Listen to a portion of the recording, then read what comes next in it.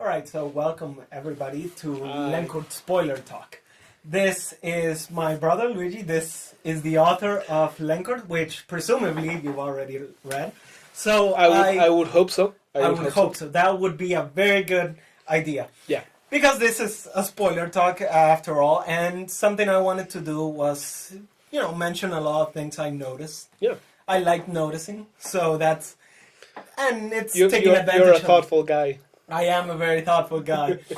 And it's taking advantage of the fact that I can speak with the author. That's something one doesn't really get to do very often. Yeah. So I did want to ask a lot about the main theme about Lencourt, trying to define what it actually is, because using parallel storylines, the parallel protagonists that we have, not only protagonists but also narrators, that can be complicated because they do have different character arcs. Yeah, that was not easy at all. But I do think you managed to do something very interesting, and that was through the use of structure. And that was they kind of echoed off each other. Some scenes repeated the same ideas that they were supposed to have in the different character arcs. So I think you used Save the Cat as a good resource for all that. I used it as more than a resource. Yeah, the whole idea was that I wanted these two characters to go on similar journeys happening at the same time. So I wanted this kind of like jumping back and forth between Alex, Allison, kind of like have them even react, kind of like repeat their reactions to certain stuff because they are going through the same thing, even though the emotional context for each of them is very different.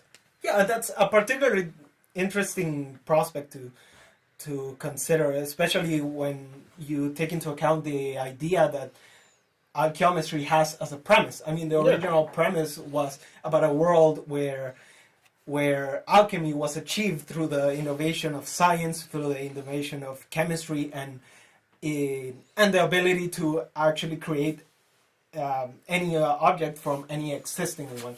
And it very much sounds like Full Metal Alchemist. There are echoes of that. That's kind of like the way I came up with it. When I was coming up with this story, I was watching exactly that anime, Full Metal Alchemist, and I kind of like the idea of what if my protagonist could basically do anything? What if ability wasn't the problem, but the problems they had was more of their heart, more of their mindset. Those were kind of the things that were holding them back instead of not being able to lift something or something like that. I guess I'm playing by Superman rules in the way that the only things they can do is things they haven't tried yet. So Superman rules. Well, it does take into account the idea that there's a bunch of training involved, and that's very interesting because it's not like many other media where they're born with this power. But they actually develop a lot of it. Yeah. So they even have different skill sets, even though they are technically playing by the same rules. And that's a lot of what one should be able to do when one is coming up with a power system. Yeah, I kind of like the idea of by them training, not kind of like developing their strength, but kind of like finding the way they can fight. I mean, one of the things we've discussed is how the most powerful characters, there's no one that's like more naturally talented for alchemy, but instead is the smartest character who's the most powerful. Right, in the end. The prioritization of the mental strength. Yeah. It's not going full Goku and they're pulling out just because they're angry. Well, just a bit. Just a bit. That's Allison. That's Allison's Goku. Allison. But she is playing by her own rules. Yeah. She's a whole different other being. And it's really interesting to see how you focused a lot on the characters, because there is a certain focus on the characters rather than the world, which would be a lot of the person's first choice, first idea over what they're curious about.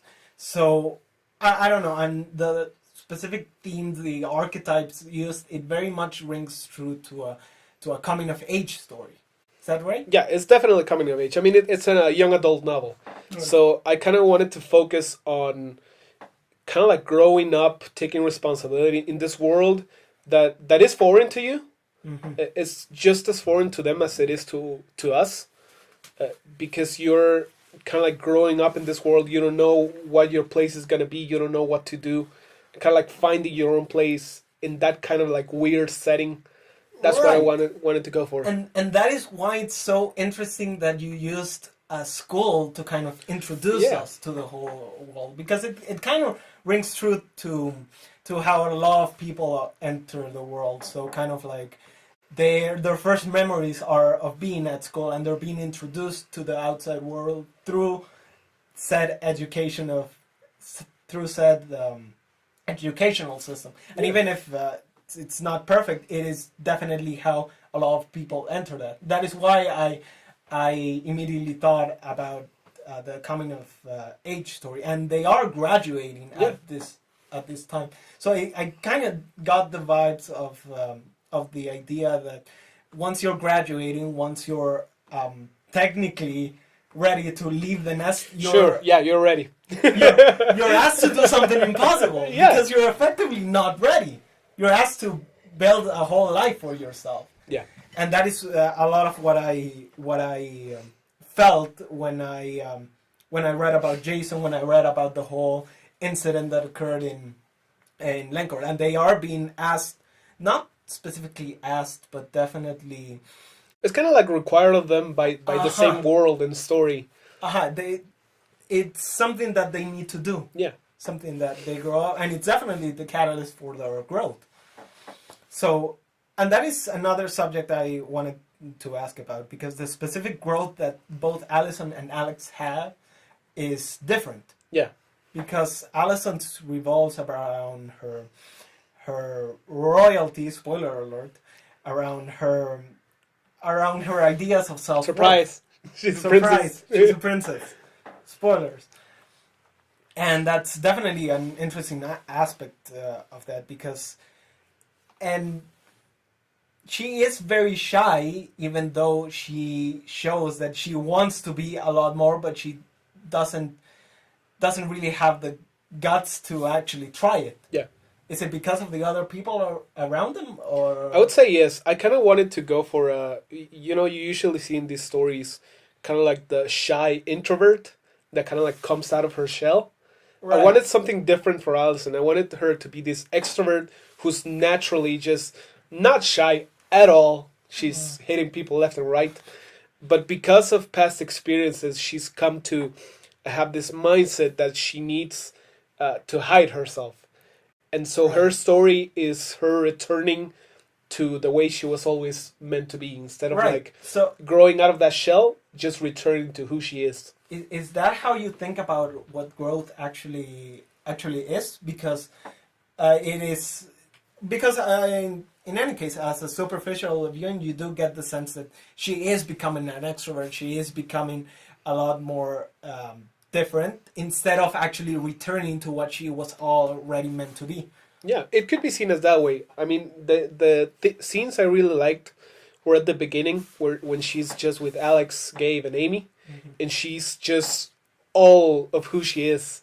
and the rest of the book is kind of like her coming to terms that she can be that person with everyone else. Right, and that is what is effectively very useful about having Allison as one of the protagonists, because you do get to see her whole mindset. You do get to see a lot of the ideas that have made her who she is, and why she reserves herself. But it's very interesting how when she says it, it does sound ridiculous to everybody else who does not experiment. Yeah. Because that's definitely something that works a lot when you're trying to get over fears. And the idea of articulating them, having them out as words, so that they're easily understood and you can understand how ridiculous they are. Is that how it worked for Allison? It is definitely something that... Yeah, that definitely is. I mean, at the point where she's talking with Alex, and she's like, yeah, I've been feeling like I'm not enough, I'm too much. I mean, Alex's response is, wait, are you crazy? This just doesn't make sense. And that kind of happens when we get so focused on the way we think about ourselves Right. that the way to get out of that is kind of like get a second opinion Right. and have people that are like, wait, that's not actually true. You're actually way better than you thought. Yeah, I mean, there's a scene where I think Allison tells Alex about her status as a princess, Oh yeah, I'm a as princess. royalty, and he was like, He just kind of zones out for like 5 minutes. He's like, yeah, that makes sense. yeah, that it's like he sees something in her Yeah. that she doesn't see herself, and that is definitely something important about the ideas of community, of having people around you who can pull you back up, who can remind you who you actually are. Yeah. When you actually get into moments like this. And so that's what Alex sees in Allison. What could Allison see in Alex then? Because his character arc is completely different, although they do have a lot of commonalities. And Yeah, they that's do overlap a lot. They do? Overlap a lot. Overlap a lot. I guess that what she sees is just the creativity and ingenuity that Alex brings to the table. I mean, he has a lot of ideas and a lot of really good ideas, but mainly he's kind of like It's pain. like a trauma. Yeah, his trauma comes from past experiences when he's tried those things, but has still failed. So because that's happened for a long time, he's kind of lost confidence. But that doesn't change the fact that he's this super creative, really amazing guy that can come up with all these things. And that's kind of like where Allison's idea of Alex stays, where he's capable of so many things, even though he's failed so many times. I guess she just doesn't hold it against him. Even though Alex holds it against himself, he's like, I failed so many times, I can't do this, I can't do... She's like, no, you're capable of way more. So, yeah, I think they do overlap a lot in the image one has of the other. Right, and after all, they're stepbrothers as far as they're step siblings. So that do they know each other? They're more of a foster.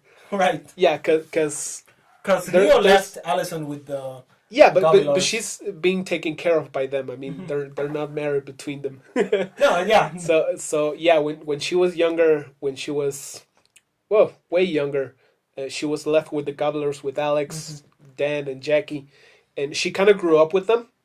So she was fathered by the Gobblers. So she has spent most of her conscious life with Alex as kind of like a brother for her. So that's the kind of relationship they've built. Right, and they have a much clearer image of the other than they have of themselves. Yeah. It is that that way that they view each other that actually brings them out. They respect each other. They admire each other. Something that can definitely be seen as a positive in this relationship. Yeah. Because, and especially at the beginning, it could almost be felt like you are setting up for them to have some sort of romance in the future. Oh yeah, definitely. Definitely. It did feel that way for a long time, but then Amy arrived. But suddenly Amy. I mean, it's not that common for two leads to not end up with each other. And that's definitely. And especially when you have these two protagonists that have so much chemistry between them. Right. But that's the whole thing. The whole group has a whole chemistry. Yeah. And I can recall each and every individual instance that is shown with each of the four characters. Yeah.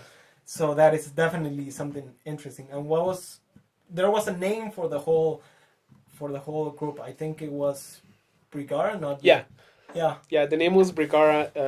That was funny because I wanted to come up with a name that sounded cool, that was made up, but I still kind of like wanted it to fit and to have that kind of feeling of, hey, we're just kids having fun. We don't have it all figured out.